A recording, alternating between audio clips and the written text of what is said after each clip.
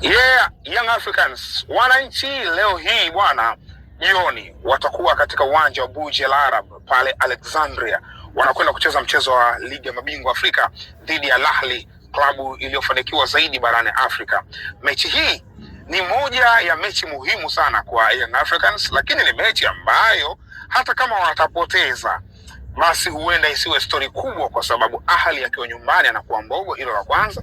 Kwa hiyo Young Africans akipoteza haiwezi kuwa story kubwa. Lakini eneo la pili, Young Africans katika hesabu zake za kuchukua alama, sidhani kama huu mchezo upo kwenye orodha hiyo. Of course wanahitaji kushinda, na kama watashinda watajiwekea kwenye mazingira mazuri zaidi, lakini kweli kwa kweli wanataka kuvuka kwenda hatua ya robo finali. Pengine alama tatu za Alexandria huenda hazipo katika hesabu zao, na hiyo kufuatia klabu ambayo anakwenda kucheza nayo kwa maana ya Al Ahly. Mimi binafsi mechi hii naamini itakuwa na mvuto sana, kwa sababu timu hizi zote mbili ni timu ambayo kwa sasa imekuwa na ubora wa hali ya juu. Al Ahly tumewaona walivyocheza dhidi ya AS FAR Rabat, walivyocheza zile mechi za awali kule dhidi ya Aigle Noir ya Burundi, lakini pia hata katika ligi sasa hivi Al Ahly wamebadilika kweli kweli, wanacheza vizuri, kandanda safi.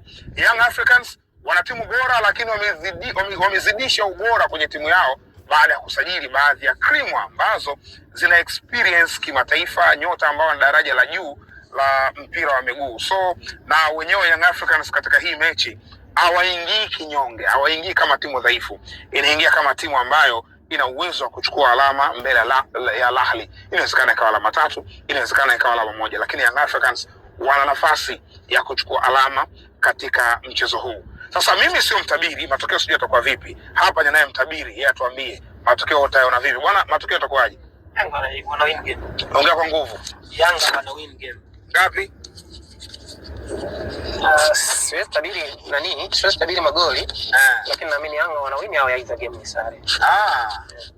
Nina hiyo nina hiyo imani tangia nimeamka. Nafikiri hata kwenye status zangu nafikiri umepitia.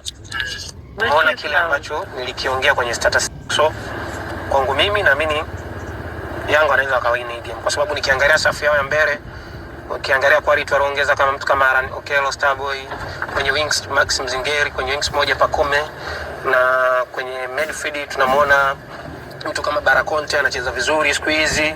Tunamwangalia pia mtu kama Damaro amemuongeza kwenye midfield.